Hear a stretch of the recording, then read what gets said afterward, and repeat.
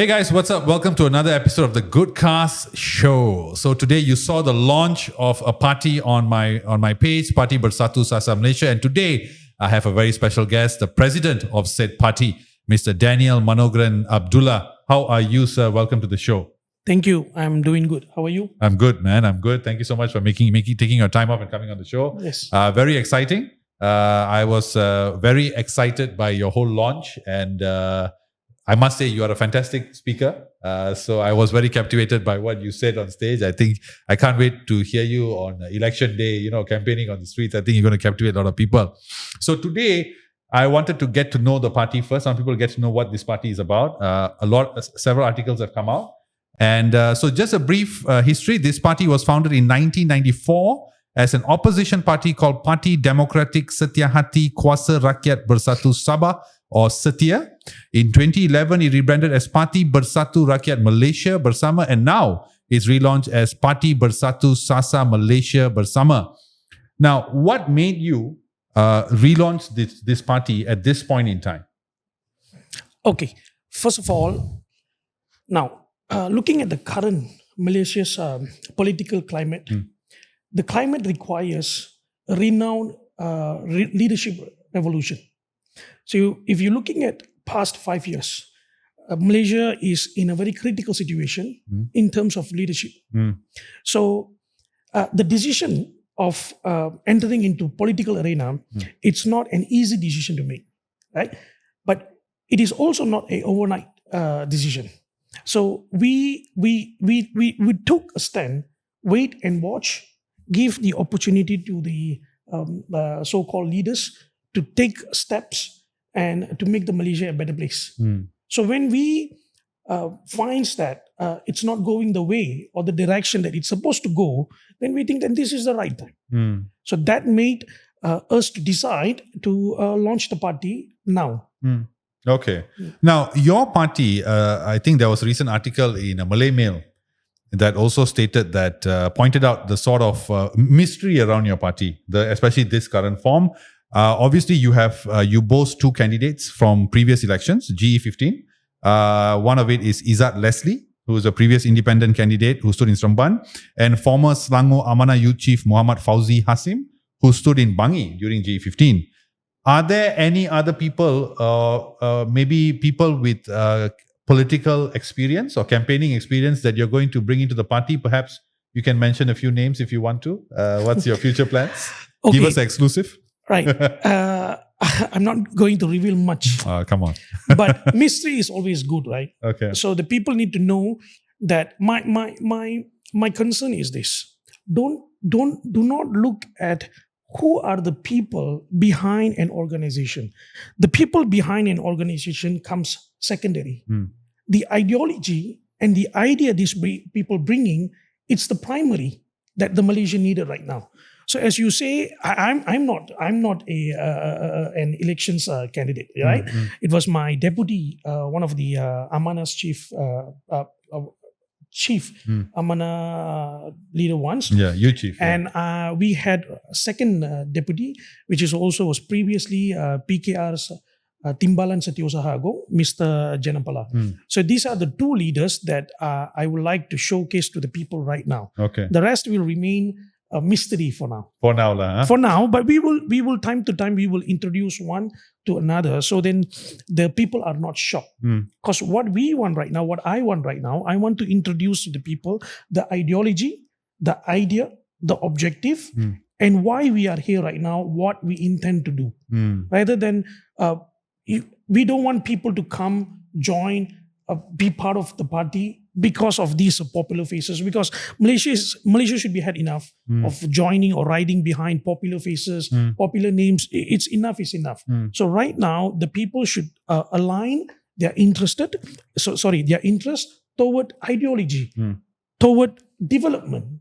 So that's what I'm trying to give to the people at this stage. Now, as you rightly mentioned, you are also someone who is not from the traditional political fraternity. If you look at the prime ministers we've had, most of them come from a certain family or certain royal background and whatnot. The few common people who have come out in politics, such as Tun Mahathir, Dato' Sri Anwar Ibrahim is one of them, have become prime ministers. So could we see the same fate for you? I don't have such desire to be the prime minister. Okay. But what I can tell you is this, that certain changes need to happen in Malaysia, right? And perhaps those answers will be answered, those questions will be answered in the future. Yeah. You also mentioned at the launch, you mentioned very strongly, you said you wanted to bring an end to political inheritance, which is, of course, what the current situation is. We have most of the prime ministers come from UMNO. And, it's sort of like the positions are sort of given, as you rightly put, it's inherited, right? So how are you going to stop that? How are you going to change that sort of system that currently we are practicing in this country? Okay. See, to answer that, let me ask you this. Who is the current prime minister? Anwar Ibrahim. Okay. What is his history? I think he was in ABIM, and then he was an activist, and then I think then Mahathir sort of saw him and picked him out and sort of groomed him. Okay, he's widely known because of UMNO. Yes, widely known because of UMNO, correct. Right. So who was the previous prime minister? Mahathir. Who was the previous prime minister? Oh, you mean before? Mr. Anwar Ibrahim. Before Mr. Ismail Sabri. Ismail Sabri, yes. So who was the previous prime minister before? Muhyiddin Yassin. Who was the previous prime minister? Ismail Sabri. Look at that. Mahathir. Who was the Mahathir, previous prime minister? Ismail Sabri, right? No. Najib. Badawi. Najib. Najib, then Badawi, then Mahathir. Okay.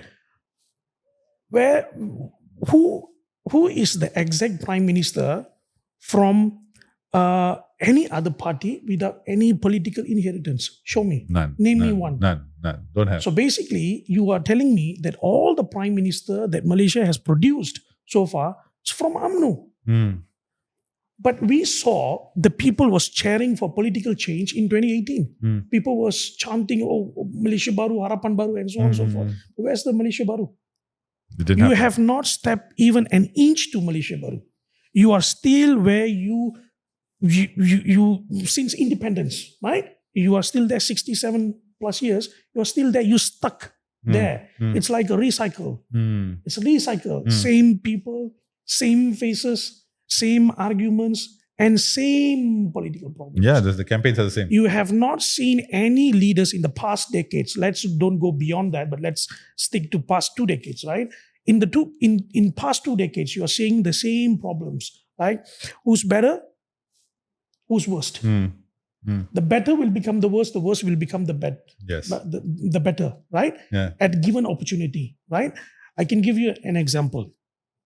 Do you want me to give you an example? Please go ahead. I'm enjoying this. I As I told you, you're a fantastic speaker. I want to hear. Okay, I give you an example. Yesterday, UMNO was the worst party. Today, UMNO was the best party.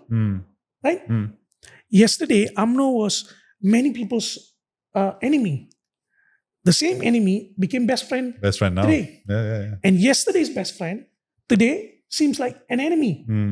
So who is being fooled here? The people. The people. Yeah. So the leader basically riding on your fullness. Let's put a hard word, right? Let the audience understand this. You are being fooled by these people, these leaders, right? So that is what I don't want. It is time for you to put a full stop to the ability and the capability of people or the leader deceiving you, to trust them. Because you are entrusting them to lead you. In fact, they are not leading you. Yeah, they're not. They are leading themselves. They're leading their families. They're leading their proxies.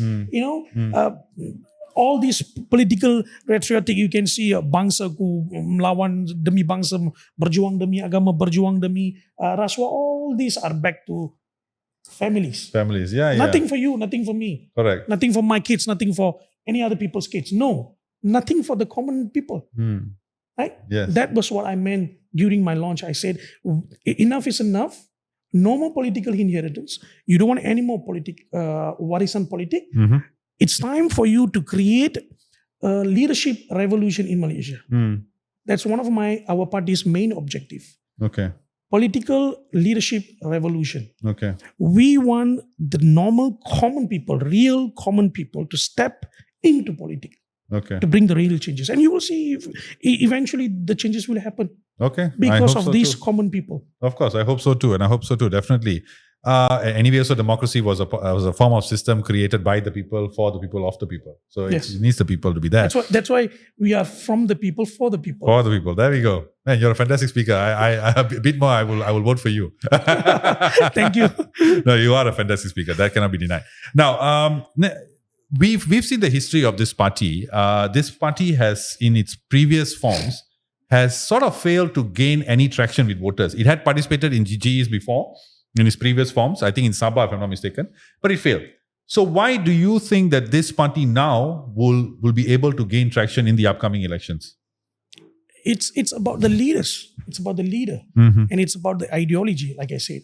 It's about the changes that you have for the people, what you wanted to offer to the people.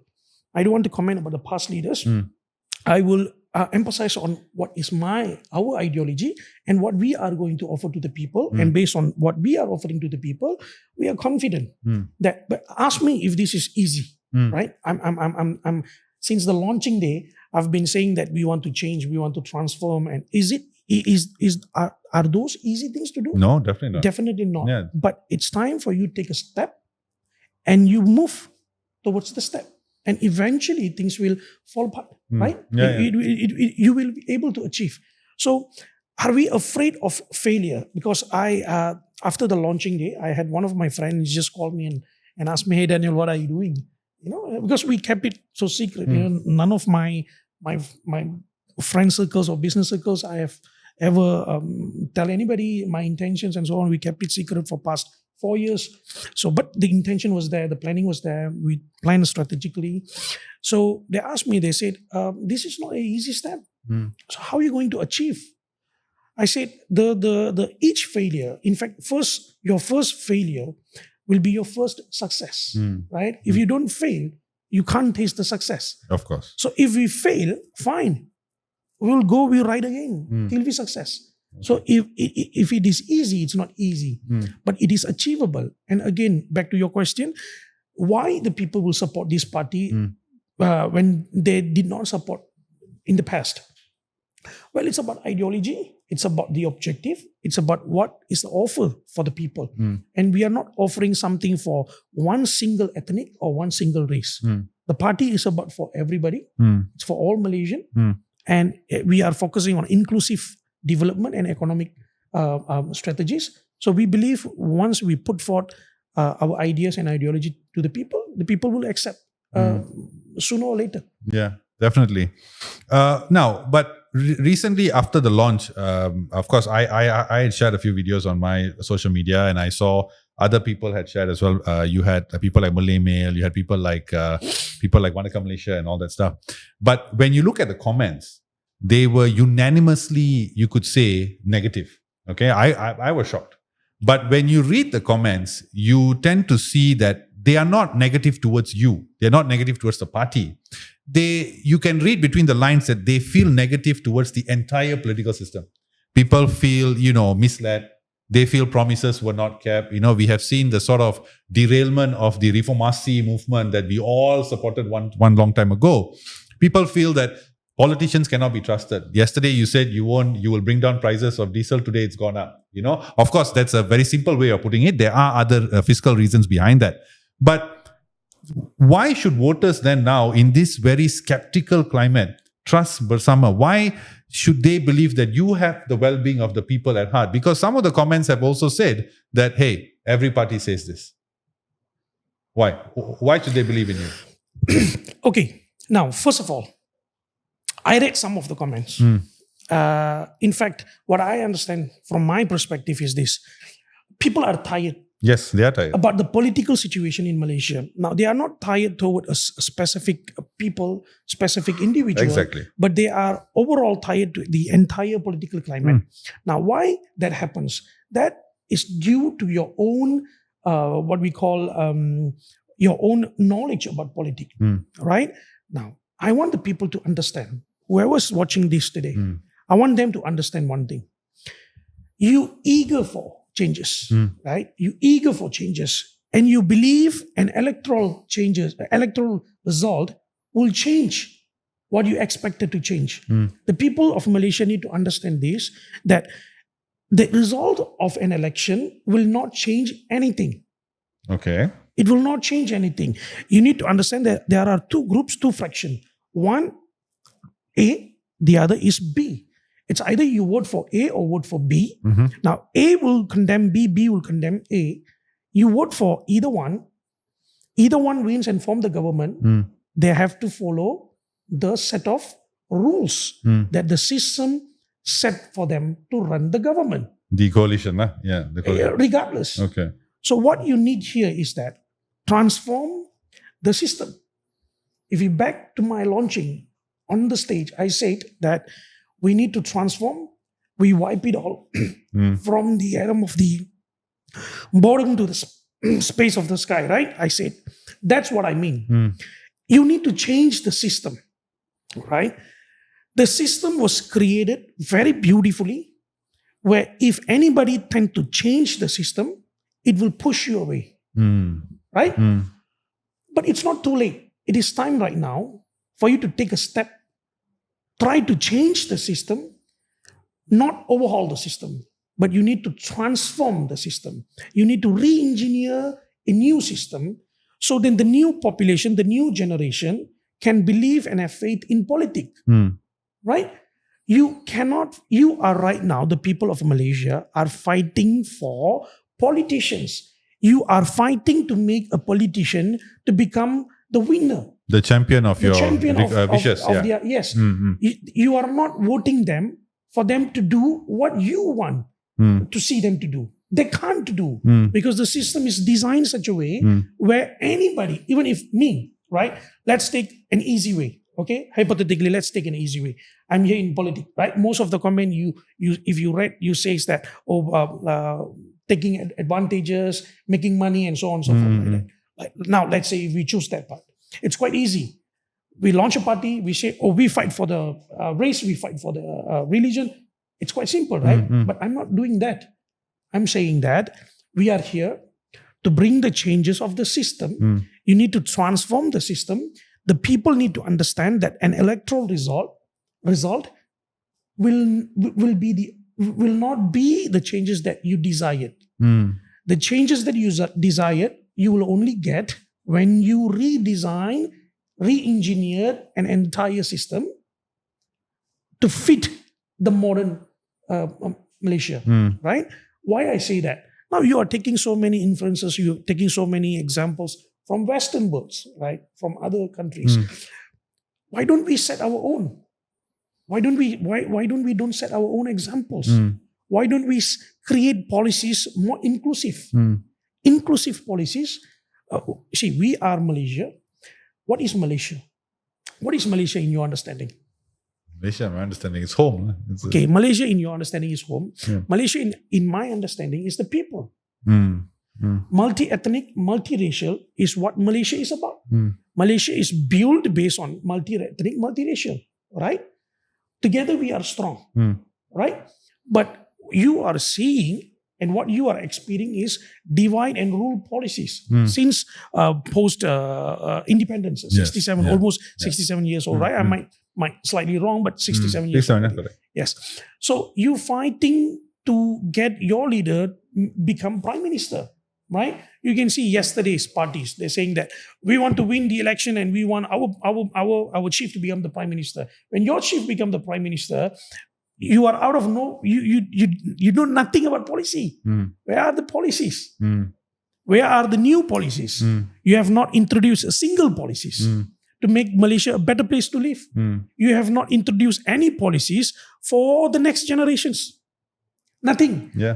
People don't understand this. People seeing that, so many parties is coming in, so they're going to spoil us. They're going to destroy our faith. They're going to destroy our faith. This guy going to ride on our shoulder. They're going to get power and then they're going to forget us.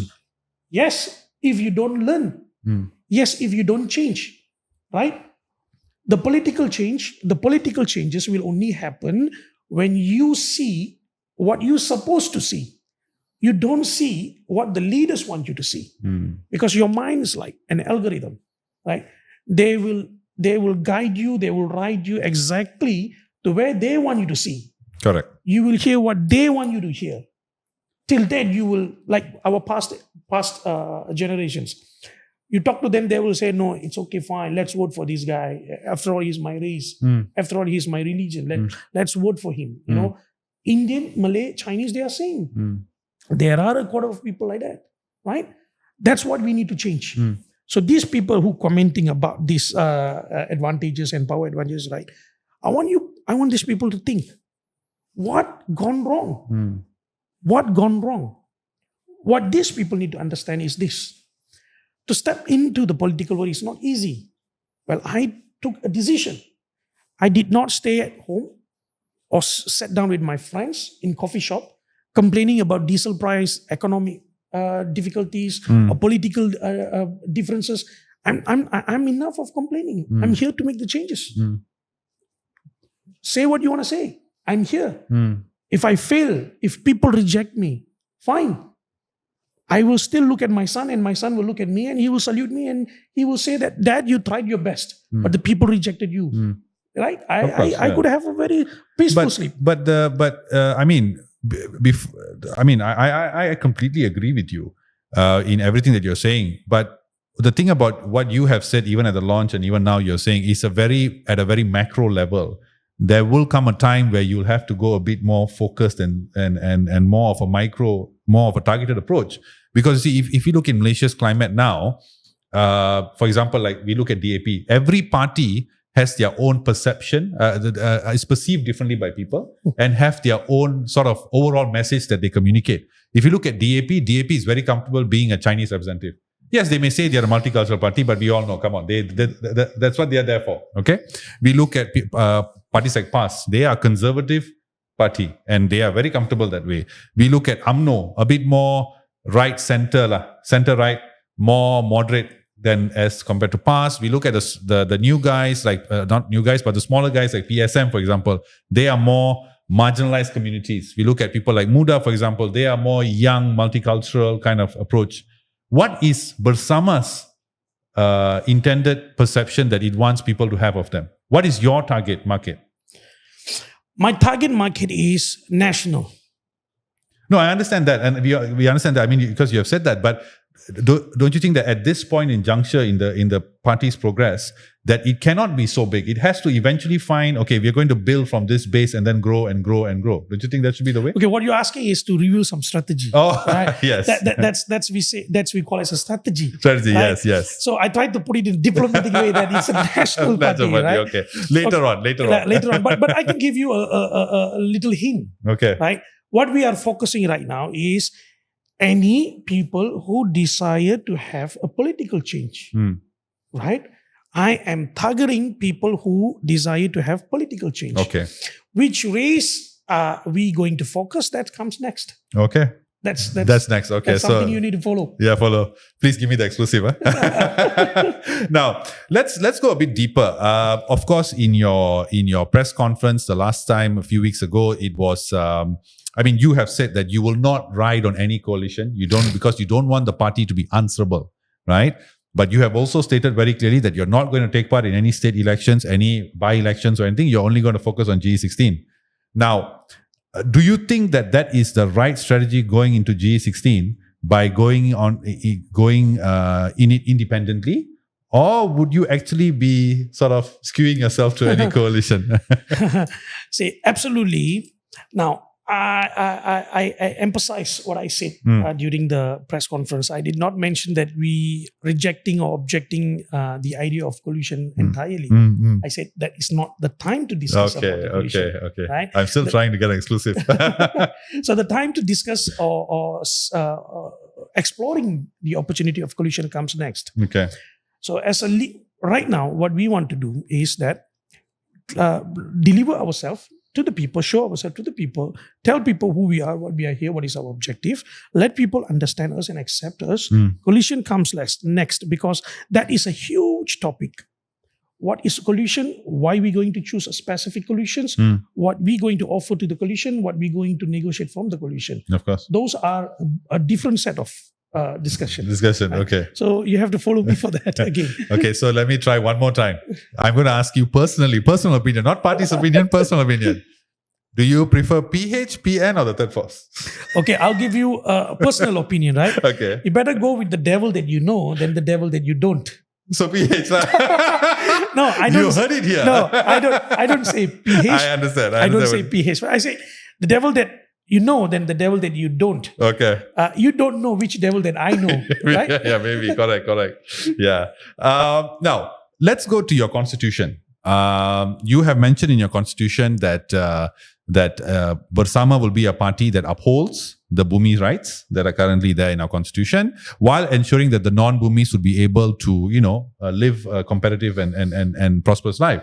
But that is a very interesting thing in your constitution that really stood out for me, because how are you going to balance those two, whereby you maintain the Bumi rights, which of course will be maintained regardless because it's in our constitution, you can't change. But how are you going to make it that the non-Bumis have a more competitive and fair arena to play with, especially in terms of economical events or business and all that? Okay. Now, the rights of Bumi Putra should not be questioned. Yeah, it cannot be questioned. Because that's part of constitution. Exactly. Right? Now, what about the rights of other races or other ethnic? Okay. Their rights is guaranteed in the constitution. Right? But what is lacking here is their social economic development. Now, why the social economic development or infrastructure is lacking? That the whole question, right? These 4 questions bounce back to their communities leaders. Right? Why such lackings? So it backs to the leaders. Right? That's a different topic. But how are we going to make sure that the rights of the Bumi is guaranteed, while the rights of others won't be touched, and they will also enjoy the same rights or enjoy the same development as these Bumi Putra? Through policies. We need to introduce inclusive policies. We need to introduce legislations and laws, right? Without questioning the rights of Bumi Putra, will it be possible? Yes. It will be possible. Yeah, it is, definitely. Is there any effort has been taken? No. By none of the Prime Minister before, by none of the existing leaders before. None has taken this initiative. We are coming up with the policies, objective white papers. It will be available in our website. Once we launch, the website is coming in between 28 or 29. You'll be able to see the first look of these policies. That how we're going to maintain or give the solution of these rights and inclusive harmony, economy, growth. Okay. So then give us a bit of a prelude, a bit of a trailer. How are these policies? What are these policies exactly that you have been talking about? I mean, at least just give us a taste of what can we expect from your party. What sort of policies are you talking about? Okay, number 1, you need to introduce educational reform. Right? When I say educational reform, not by face, not by base, right? You should overhaul the entire education system. We should introduce a fair representation, places for the non-Bumis that won't affect their growth. Okay. Now, what do you need? You need to introduce policies. You need to develop policies. Policies that is policy that will be the policies that will be equal to Bumi Putra without disturbing the rights of the Bumi Putra. Okay. So, what is inside the policy? It will be based on white papers, right? Now, I can give you a small teaser. Now, you don't have to depend everything on government or the government's sponsorship. You can depend on your community leaders' efforts, right? For example, right now, you don't have any educational policies for non-Muslims. For non-Bumi Putra. Have you ever seen any policies for non-Bumis? When you say policies, what do you mean? You mean like university specifically for them? Or? But university specifically for, not university. Education is not about university. There's different levels. It's a different level. Education is an educations, right? Skills, all these comes under educations as well. So have you ever heard non-Bumis educational policies. No, I have not. You have not heard, right? Not. Why such policy was never presented or proposed to government? Why?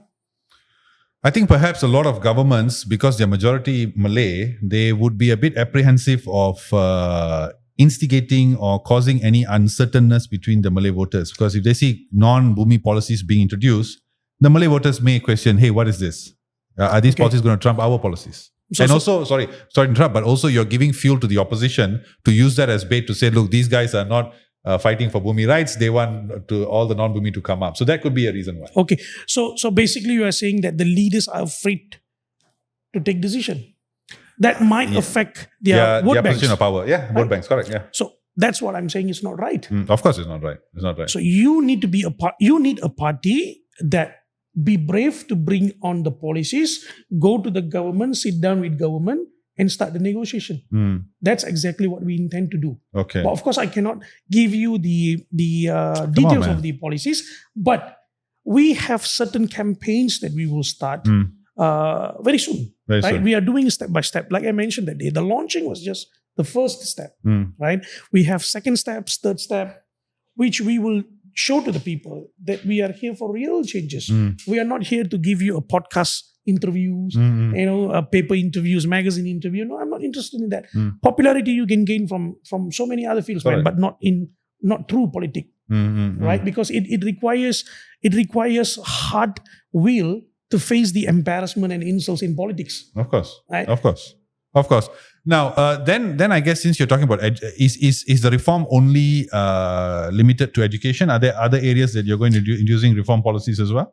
Yes, technological transformation. Okay. Judicial reformations. Economic impacted victims policies, and leadership revolutions. All this falls under the policies.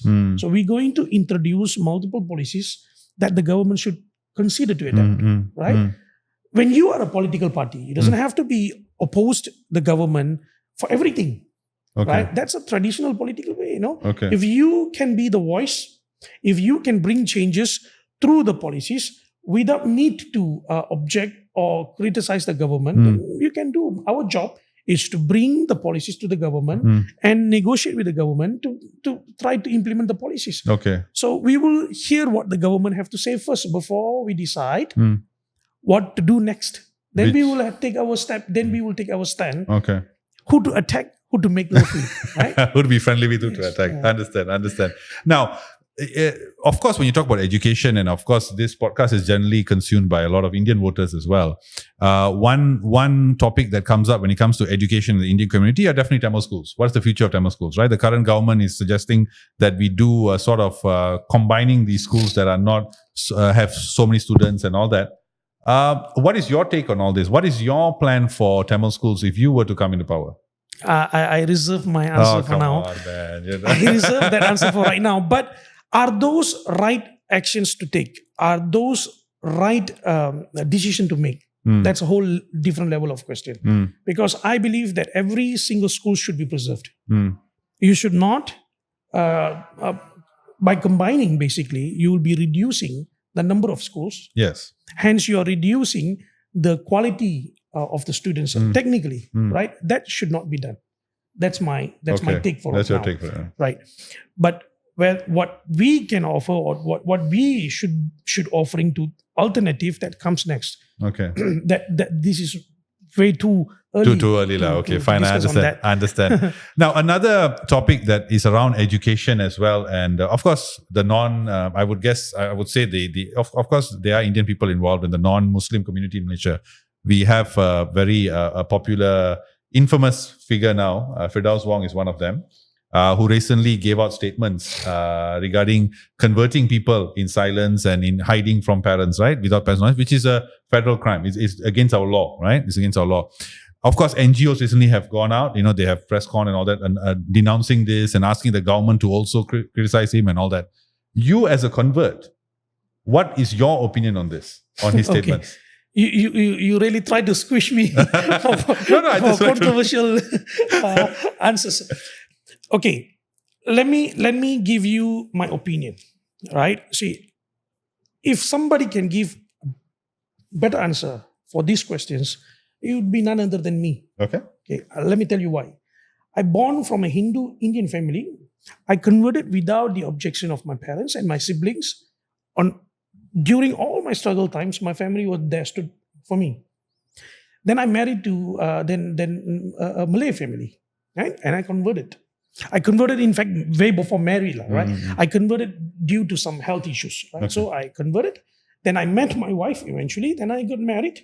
And right now I have one side is entire Malay family. And then I grew up with Chinese and I speak very good Mandarin. Oh, okay. Right? So I understand the culture of Chinese, Indians, and Malays. Okay. And I have a very good business relationship with Westerns. Okay. Right? I have certain business across in United States and Germany. So I'm quite good with their culture. Okay. Now, what you're asking is particularly about religious belief laws. It's involving the laws, right? Now, why the NGOs can't do anything when these Firdaus hurt their feelings or anything? Now, it backs to your community's set of rules and regulations. Number one, Malaysia doesn't have an anti-discrimination laws. Of course, we don't. Right? That's the most significant thing you should have in a multi-ethnic, multi-religious country. Now, I can give you an example so I can draw your attention to better understand the scenario. Let's take perhaps Australia. Australia is well known for Muslim minority. You know, right? Muslim minority. So let's compare with Australia's Muslim minority with Malaysia's Hindu minority. I give you the differences and I let you to judge. Okay. Now, the Australian government depends on anti-discrimination law to protect the Muslim minority to ensure they are not felt threatened by the majority of religions, right? They have the laws in place to protect them. Okay? They have awareness campaigns run freely by the government itself about protecting the rights and the feelings, emotions of the minorities. Okay? These two things. You can just cross-check in Google. You just Google it around, you will get these answers, right? I'm not just giving you pop. I understand. Yeah. So I'm not that type of guy. I understand, right? of course. Look at Malaysia. One, you don't have anti-discrimination law. That itself weakening our democracy there. Okay. Secondly, we don't have any active campaign, right? Number two, the worst part is that you don't have a proper strong bodies to govern your own religions. Okay. Right? Now look at why okay, now there were some issues when you go to the court, you will lose definitely because the court doesn't have a law to refer to. You understand? The law cannot refer to emotions. They need to refer to the law. So when the law says freedom of speech is guaranteed, how to punish somebody in the context of hurting your religion's feeling? So it backs to the government's responsibility to protect the minority in Malaysia or the minority religions in Malaysia. Okay. Right? Why? Number one, I as a Muslim, how do I see it? What I was taught in my religion is that I supposedly protect the non-Muslim. I am entrusted to protect the non-Muslim. I'm a big brother of you because I'm the majority, right? I'm the majority. So you are the minority. So what is my responsibility? Take care of everyone. My responsibility is to protect you. So my voice should be above any other voice to protect you. We are talking in the context of Hindu, right? So if a Hindu's emotion is disturbed, or if a Hindu is felt threatened or discriminated, insulted, whose voice should be the first? It should be the people entrusted to protect. It should be the Malay friends' voice should be the first because the Islam is the religion of the country, the major religion of the country. So big brother supposedly protect the younger brother, right? But they are not doing that. Why? Because they are afraid of losing the votes. They're afraid of losing 1/4 vote. That's the reason. So my opinion about Firdaus Wong or any other converted people's No, I just want to highlight. I mean, this question has nothing to do with conversion, because I believe it's anybody's freedom of choice to convert. It's up to you. No, it does not define you as a person. We can have a conversation regardless of anything, right? But I just think that my thing is that what should be the response to people like this, who willingly, who basically who are sort of saying a very insensitive to a very, I would say, ignorant statement. If somebody wanted to convert willingly, go ahead. That's your right. Yes. That's what I'm saying. So what should be a response to that? The response for them should be, they should be more careful, show some empathy toward the other non-Muslim brothers. Because I will say it this way: I show empathy. I won't touch your belief system, right? But if my duty responsibility in religiously is to spreading the teaching of Islam, I will do it without hurting the sensitivity of other people. Of course, yeah. So sensitivity is very important to take care, because you are here together. You cannot simply ignore their sensitivity and you throw comments that could hurt other religions, definitely. and you can't say that this is what being taught to us, because basically what you are doing here is you let the non-Muslims to evaluate or to judge wrongly on the Muslim entirely. Exactly. So that Well should be taken care, and the responsible body should advise these people to be more careful and more sensitive toward their statements. So is it fair to assume then the disproportionate responses to, say, if it was, say for example, if it was a non-Muslim who said this, the response would have been severe, right? It all boils down to what you are saying, which is it's because we don't have policies, we don't have anti-discriminatory law in place. That is why this is happening, and with that law, all this will be solved. Exactly. You don't have a law in place for the judicial to refer to, right? Well, in Muslim, right, the Muslim is driven by law. It is not a religion that you can do anything or everything freely. It is disciplined by law. Well, you don't have that set of law in other religions, because there's more toward freedoms, right? It's way of life, right? So you need to have civil laws to guide the interest of other religions. Well so said. first I of all, agree. you need to work on laws and especially anti-discrimination law and the policies to ensure that the peace is maintained in order, right? You can't stop a Muslim brothers spread the Muslim teachings, Islamic teachings, right? Yeah. But at the same time, you need to ensure that these Islamic brothers doesn't hurt the feelings of other religions. We can't beyond the boundaries. So what is the boundaries here? The law. Exactly. Well put, man. Well put. Now you, I understand that you mentioned that you are a nationalist party, basically, right? You have the national interest in your heart. But of course, in Malaysia now, politics is divided on cultural lines. So I have to ask you, especially for the Indian community, because you are Indian, so obviously people, will say, what this Indian guy is going to do for us, right? Now, when it comes to the Indian community, what, in your opinion, are the key challenges facing our people? Okay. Now, first of all, I am an Indian. Of course, yes. Just because I converted, it doesn't change my race. Yeah, many people have this opinion that when you change, right, your religion, then you will become a Malay.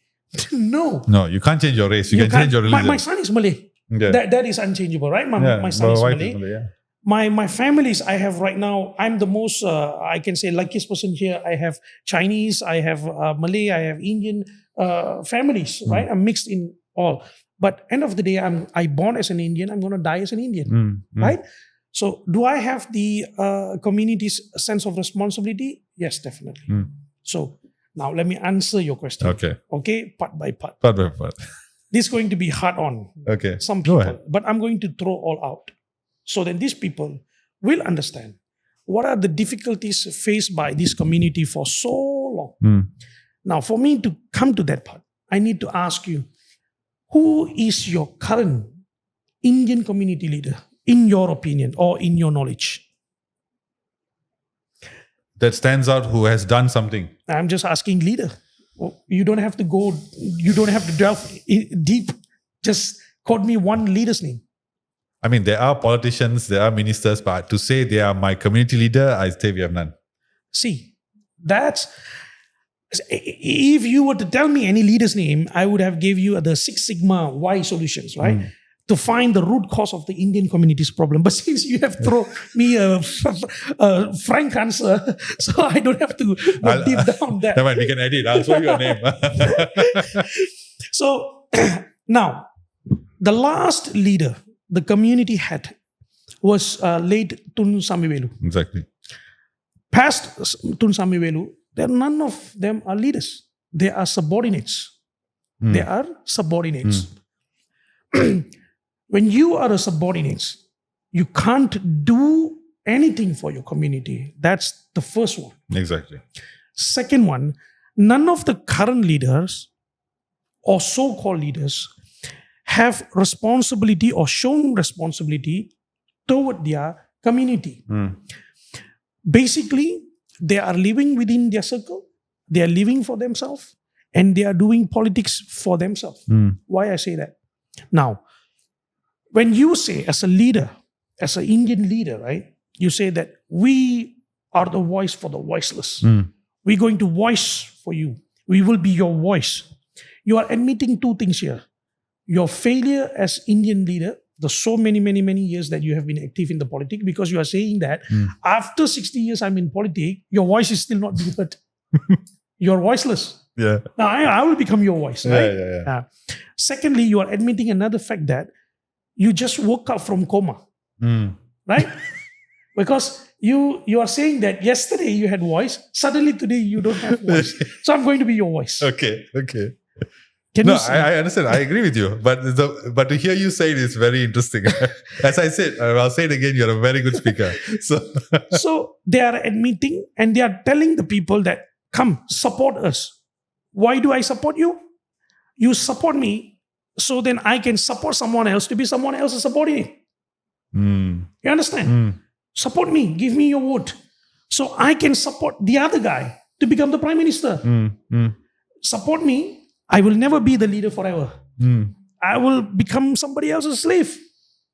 That's the people you have today. With these kind of people, where do you think many Indians going to throw stones at me? That's fine. I think a lot of them would actually agree with you. Yeah. So with this kind of mentality, so-called leaders, what do you think your community will achieve?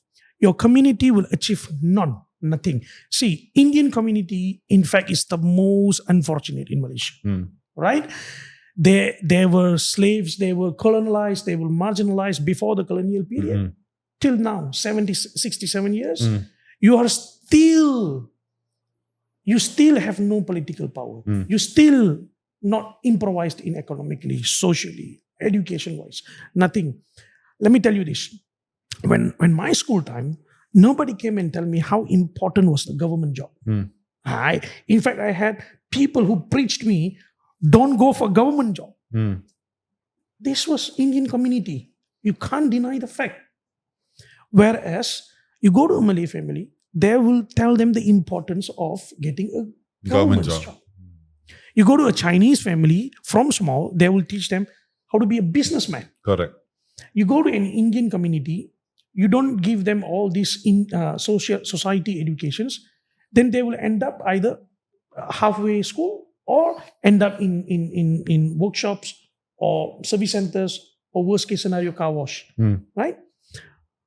What you can achieve with this sort of leaders. So the Indian communities in Malaysia, you throw this question to me during my launch, remember?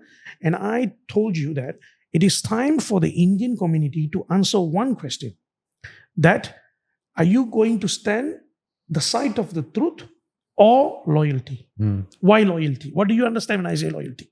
What do you understand? Where we've been voting for this past few years, where whoever yes, been voting. Exactly. See, once the Indian community... But sorry, just to build on that, but I don't think Indian voters voted because of loyalty. I think they voted because they didn't have any other choice. The shift of Indian voters from BN to MIC and all that to PH only happened because Who was that? There was no option, and that was during the whole Najib time, the 1MDB scandal. So we were just, we don't want this government, we'll just vote for anybody else. I think that was the thing. That was yesterday. So tomorrow you have an option, right? BERSAMA. Yes. So that's why I throw the question. Yeah. It's time for you to decide whether you're going to stand firm with the loyalties or the truth. Now, again, let me emphasize this. The Indians need to understand this, that by voting, even to BERSAMA, what are the changes that BERSAMA can offer to you? What is the changes? What is the transformative policies that BERSAMA can offer to your community? So then they can get your votes. That's the primary question should be asked by the Indian community, right? Because electoral results will not give you any sort of improvisation. You vote for PH, you vote for PN, you vote for UMNO, you vote for MIC, you vote for PKR, MIPP, or so many other politics that are going to come tomorrow. All same. Because all of them coming and tell you that, look, we're going to take away a certain percentage of vote, so vote us. We're going to be your voice, vote us. None of them. What is the policy of MIC? Do you know what is the policies of MIC? Do you know what DAP doesn't have a single policies? No, because they are comfortable. For them, they don't need, they don't do anything. Right. They still get the votes. Muda doesn't have any policies for Indians. You know that? What are the parties? MIPP. I don't know. He was talking about 2057. Okay, fine. He can do something in 2056, perhaps. So we wait until 2056, right? Okay. So we have Professor Ramasami's party. That is a good man, right? I have nothing against him. But those are the leaders that the Indian community should reject outright. Should not give any opportunity to this type of leaders, right? Why? Let me list it down for you. Okay. 1, Malaysian leaders, so-called Indian leaders, they don't know how to negotiate.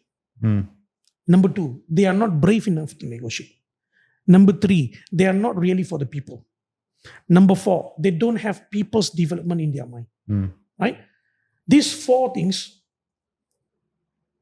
are the reasons why the Indians shouldn't vote for any of the existing Indian parties, and these are the reasons why the Indian communities are not developed. Okay? Now, this is my belief. This is my philosophy. Don't afraid to negotiate.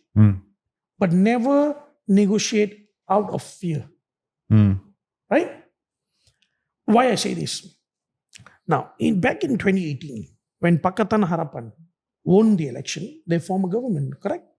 The majority was held by PKR, if I'm not mistaken. But the Prime Minister was Bersatu. Bersatu, yes. Mahathir. Right? Mahathir. And what was the seat Mahathir's party at the time? Probably 30, 35, 36, 33, something like that, right? It's still below whatever that's being held by PKR. But still, they are the only party made history by holding a minimum seat and become the Prime Minister. But that was because of the agreement that they signed, that he was going to lead the opposition and then hand over. Put it any way you want. However you want, diplomatically, or contractually, you can put it any way you want. This podcast session is not diplomatic at all. But basically, they created a history. Now, look at Penang. Right? Look at Penang. So, the power center is always DAP. Always, yeah. Why Professor Ramasamy never negotiated for become chief minister? Exactly. Why? He has no say, actually. He has no say, correct? No say, It's a majority Chinese party. So when he was in DAP, when he held DPM for almost 2 decades, he can't negotiate to have a better position. Basically, he had no voice for himself.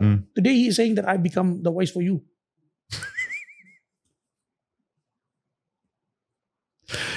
Fantastic. Well put. But okay, no, I understand what you're saying. I'm not saying this for laugh. No, it's not. I'm laughing not because it's wrong or it's funny, but because it's so true. That's why I'm laughing.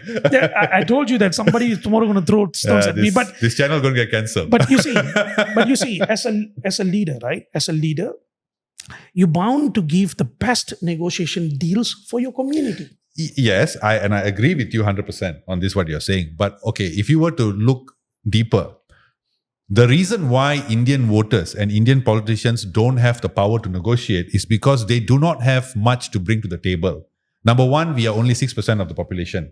We are only 10% in 22 constituencies. We are only 40% in one constituency. So we are not a big voting bloc. And secondly is, no party, perhaps maybe PH, but the PH is a coalition. No single party has been able to unite the Indians under one flag, perhaps since MIC during the independence time. In that time, not now. So I think if a leader in India wants to get the support and have the power to negotiate, he must have the voters behind him. So I think that should be also considered, right? It's true, but if I take your opinion into the context, right, then you are not a good leader. No, I'm an analyst. No. I'm not saying you. I'm not saying you. Yeah. You, as in not you, but as a leader. If that is your view, that is your opinion, that is your understanding, then you are not a good leader. No, of course. You see, why? You don't need 525 constitution to control or to become a power center. Or you can have one seat. You can have just one seat to be the power center. What you need to have? What you need to have is strategy. What you need to have is a well-developed community. A well-developed community will only born by the effort of the leader. That's what I'm emphasizing, that Malaysia, Indian community doesn't have leaders since the late Tun Sami Velu. Of course. They have no leaders. So fractions broken, MICP, PKR, DAP, and there are so many small other parties and NGOs and so on. So the Malay constitutions, the Malays doesn't reject an Indian. They won't, like, okay, I give you an simplest example. Right? When I went to my family, mother-in-law's family, right? When I asked for a daughter, right? She doesn't reject me outright. She doesn't say, oh, you are an Indian. If I marry my daughter to you, that the heritage is going to stop me. She never say that. She just look at me, you are a good guy. Fine. Okay. I sat down with them. I discussed with them. And then they said, okay, fine. Take my daughter. And keep my daughter safe at all the time. And it's fine. You are talking about getting the daughter, which is not from your community. They're willing to entrust you. Yes. Right? Yeah. Why not vote? Just a vote, man. Once in 5 years. And also to build on your point, another good example is the MP from PJ. What's his name? The Indian guy, a bit of a plus size guy. Rajiv. He has been the MP there and all communities support him because he does things for people. Right. So I think the big frustration I have with Indian leaders is that, number one is they focus entirely on the Indian voters, which Indian leaders cannot do anymore. Because our vote bank is too small. You cannot win elections based on just Indian voters. You cannot. It's a numbers game. It's not a racist game. It's a numbers game, right? So they are unable to expand or take the independent step to say, okay, we are a party, but we represent the Indians as well as other races equally. That one is not there. So that's why they cannot generate that voter base for themselves. Right. You're partly right. You're partly right. Let me give you the other part.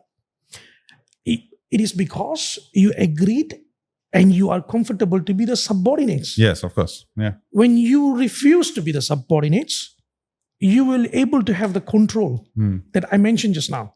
Why are you putting yourself as a subordinates right now? Be MIPP, MIC or any other parties, you are asking the votes from your community so then you can make someone else become powerful and your community is powerless and become voiceless. Right? Correct? So you have no guts to be a brave, daring leader. That's what I say. That's why I say new and fresh leaders, faces need to enter into the politics because they will coming with more fresh ideas, ideology, braveries. You cannot do politics in old political way. Of course, it's a new year, new time. You need to introduce new type of politics into Malaysia's politics to gain the voters' vote. Like I said, the Malay will never reject an Indian or a Chinese because you are a Chinese or Indian, right? The Malays always they will give you opportunity. It is your community that ensure that you will be rejected. Number one, and it's the leader above that ensure that you will be divided. I give you an example. Now, today PKR and MIC are close friends, right? So you see the leaders on top having dinner, meals together, cheering each other, right? But do you know the grassroots members? Have issues with it. They Yeah. can't see face to face. That's And they what are a- Indians. Correct. We are talking about Indians between Indians and Indians. But the top Indians between Malay are fine.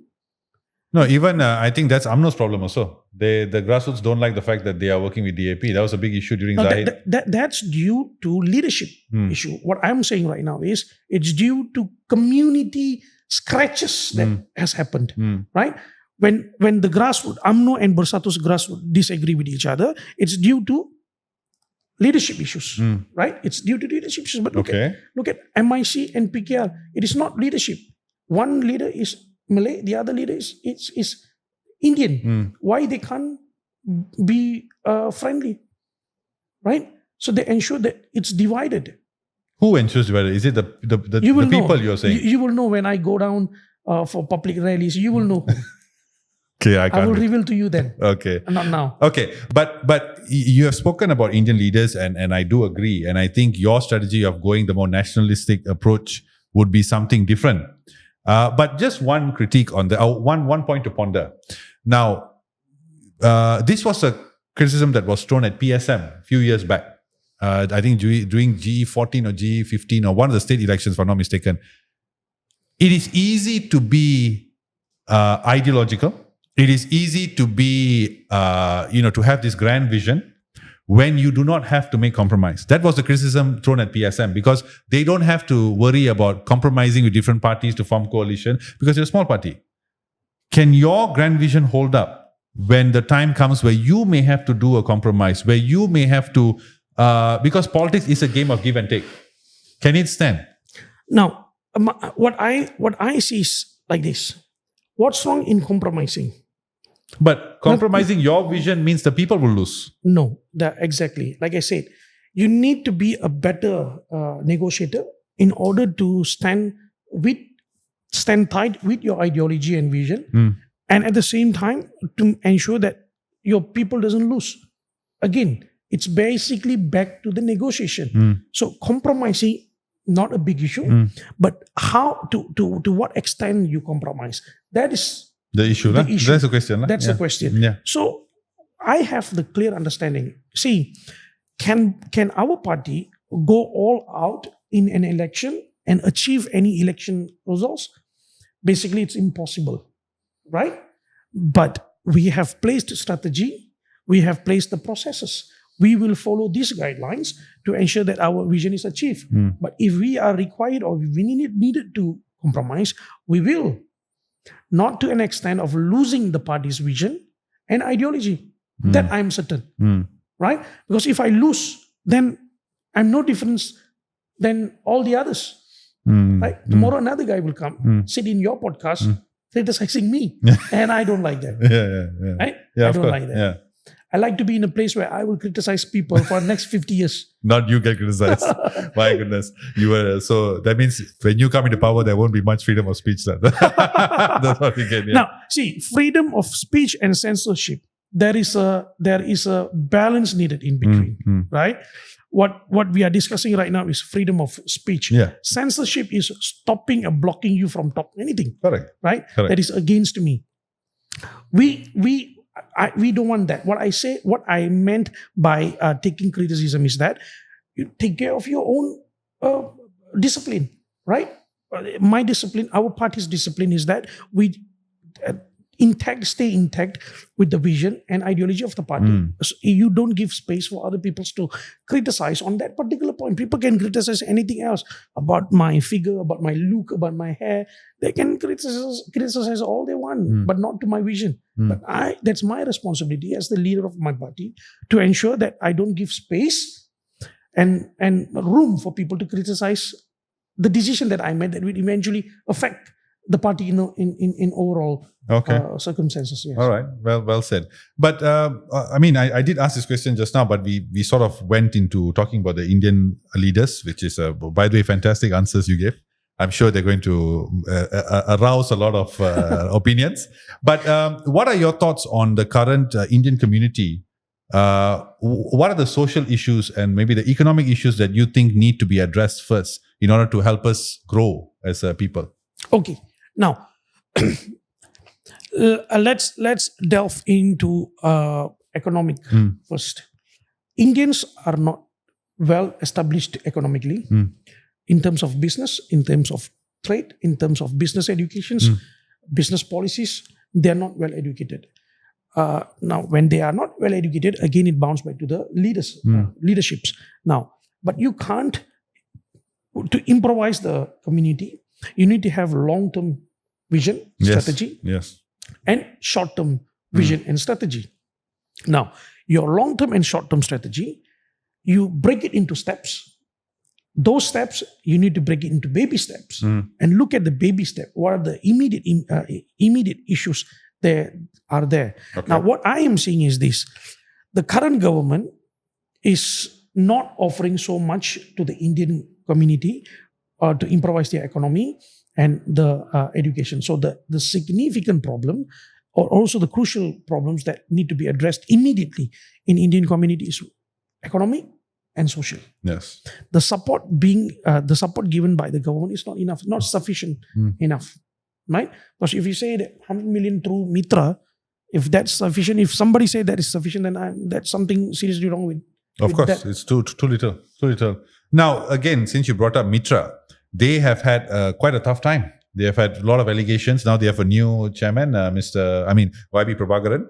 And he's also gone under fire many times. Until now, we have not certain what are they going to do and all that. So what do you think should be the focus of Mitra in terms of what sort of programs or what should be their areas of focus in the Indian community to uplift first? Okay. Now, innovations. Mitra doesn't have innovations. They are not innovative. We don't see any creative leaders there.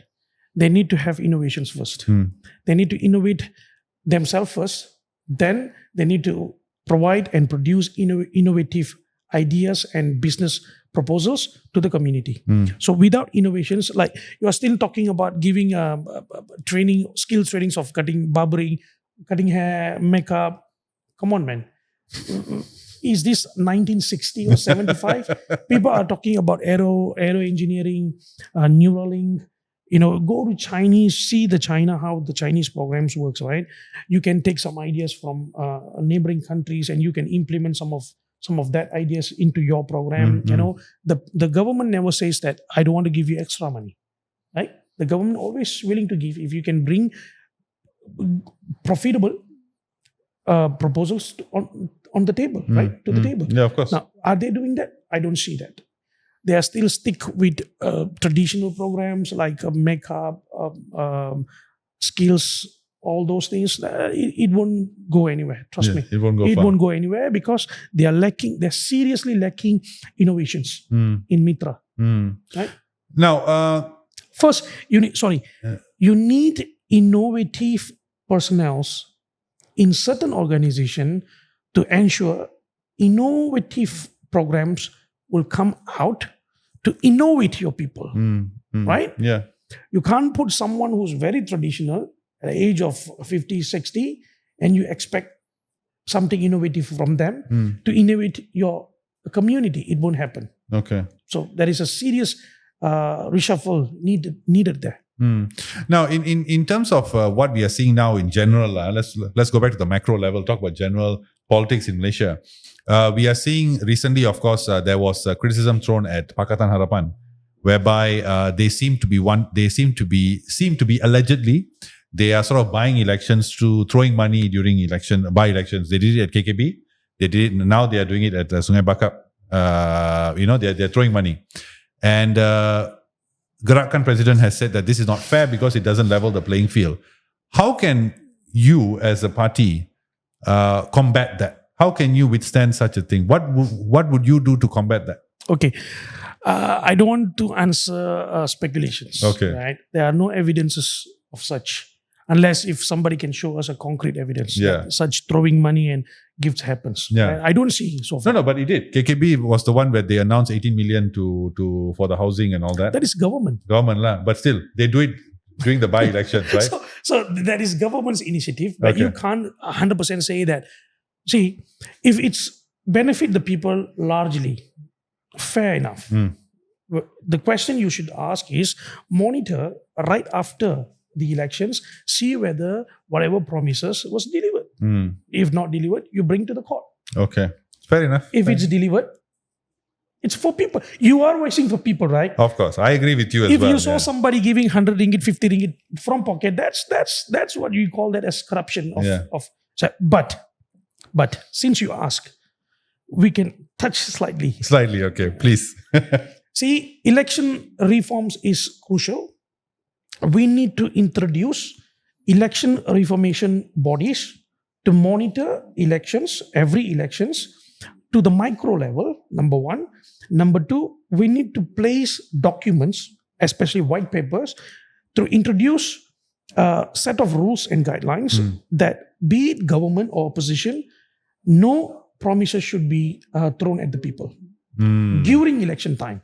Any such promises given to the people, it's considered as a violation of election laws, regulations. Yeah. So first, you need to reform. How do you reform? You need to form a body that is specifically for monitoring these SPRs under Parliament. It should be under Parliament and specifically monitoring these by-elections and elections.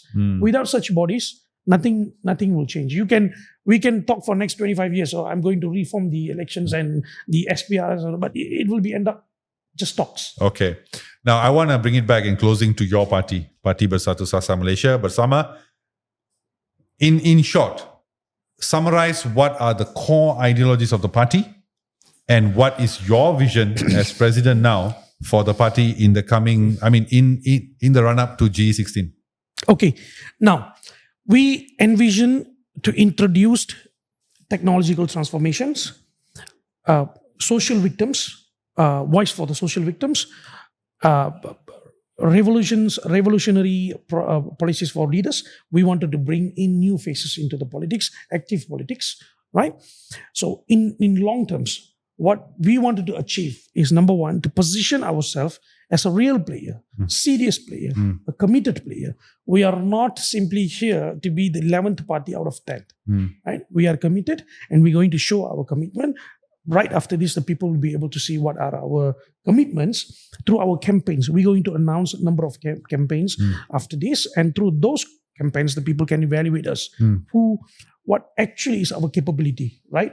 Because we can say whatever we want to say, we can talk big. Like you say, I'm a good speaker. Actually, you are a fantastic speaker. So fantastic.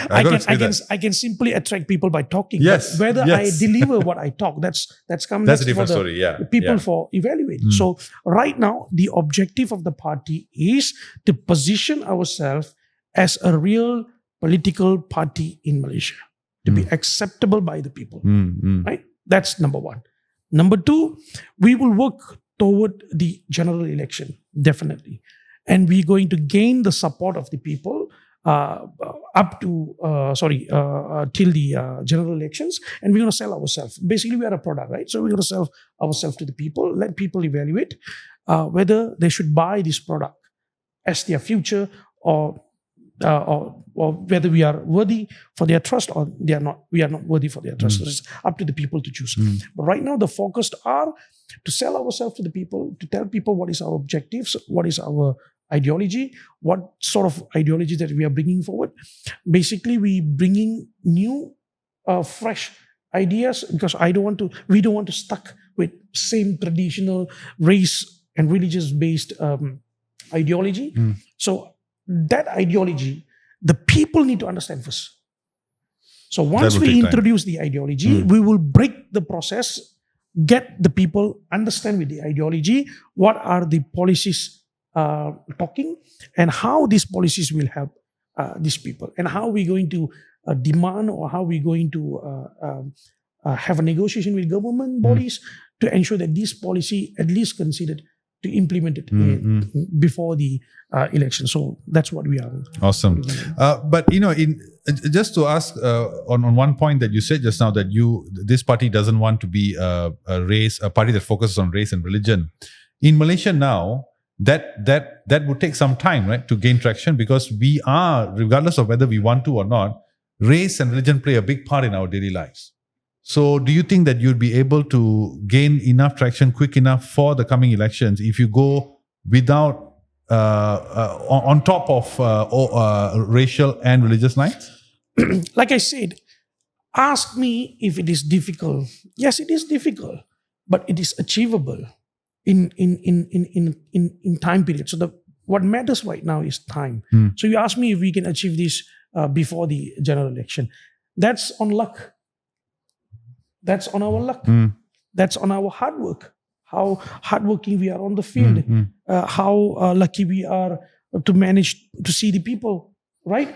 Because you can see there will be sabotage everywhere. So we have to bypass those sabotages in order for us to directly communicate with people and to achieve what we wanted to achieve before the general election. Okay. So it is not an easy route. It is not an easy journey, but we have decided to take a leap at the journey.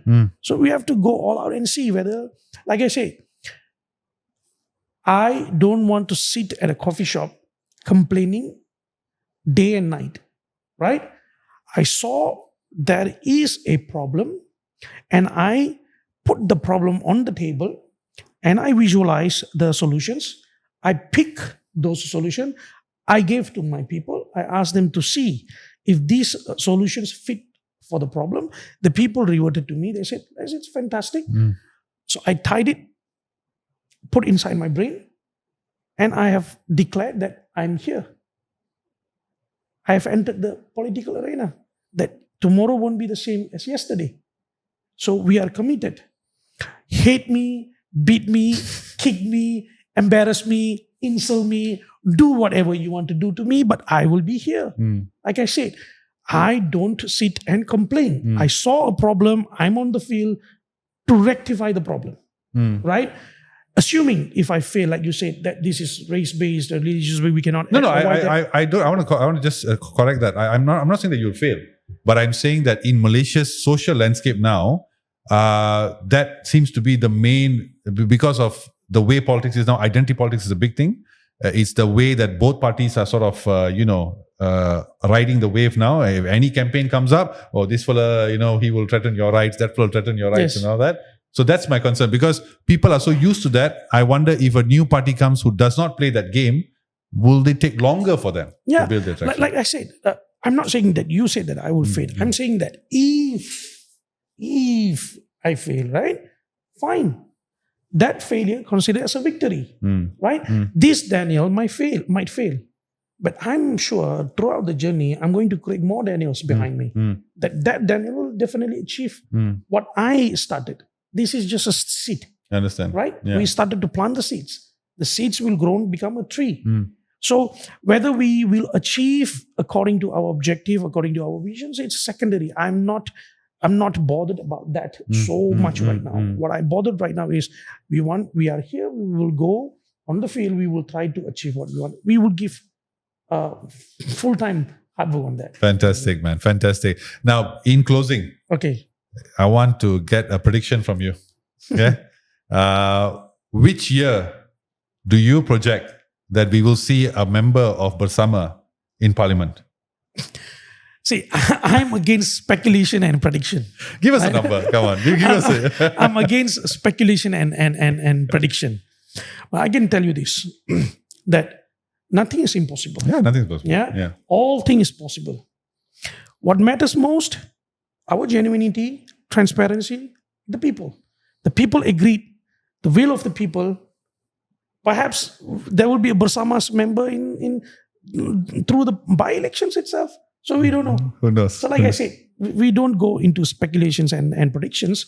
We focus on what we intend to focus, right? And eventually the result will be there, right? We don't think about the result right now. Because if you predict and if you speculate the result, it won't give fruits. Thank you so much. Honestly, I just want to say this. I think I said it previously in the video that I shared when I came to your press launch. But I grew up watching a lot of politicians who were because I always say this, that you are a very powerful speaker, and I think that is a very important part in politics. If you don't have that, if you can't captivate the minds of the people, you're not. That's what we see happening with parties like Pejuang and all this, but they just dwindle because they don't have that personality that people can follow. I think you are that person. So. Thank you. But what you have seen that day is just teaser, right? Okay, so I can't wait. Much bigger things to come, and we will organize big things ahead, right ahead of us. So the focus is right now to tell people, especially the Indian community, right? To tell the Indian community what is important right now, to pick the right person to be in charge, change your community, right? Now, I'm not a leader, and I don't wish to be a leader, right? I see myself as a catalyst, bridge to change the Indian community. That you don't find the leaders. Don't go out and knock other people's door. Hello, can you be my leader? Be the leader you want. Choose the leader from your family. Send them to me. I will guide them. I will train them, become a leader, and I will be the bridge. I will be the captain of the ship. And I will show exactly how the Indian community can become the power center in Malaysia. Right? This is no joke. Right? How the Indian community can become the power center in Malaysia without you have to question or argue for Bumi rights or any other rights. Yeah, you don't have to. Yeah. The Indian has what it takes to be the power center. All you need is a right leader to guide you to achieve what you have within your community to that extent. So that's my focus right now. So what you saw in that was just a minor... Just a preamble, just a trailer. Just a teaser. Teaser. So much bigger things is coming, and we're going to face the people, and you will be able to see much more good points and facts put forward to the people. Thank you so much. And I can't wait to see that. Again, thank you so much for coming on the podcast. It's amazing answers, and I'm sure people are going to enjoy it. I certainly did enjoy it. I hope you did as well. And wish you all the best for the party. I really hope to see you all really do well. I think you have very different aspirations, and I really hope to see a different option. In fact, when I was looking at some of the comments that were there, I said, no, I think people need to give chances to new options, new political parties, because if we keep sticking to the ones before and the ones now who we feel may not have been doing the best job, how are we going to see a better leadership if we don't give opportunity? What's your age? 39. See, 39. Yeah. So you are one among the fresh faces that I'm looking for. Oh. Right. Thank you for the invitation. Thank you for that's this session I'm enjoying. I enjoyed thoroughly, and I like to apologize if there was any hurting. No, I think it was fun. But I'm pretty sure that tomorrow there are going to be a lot of stories come at me. But I spoke the truth and fact, and I'm never afraid of speaking truth and fact. Yeah.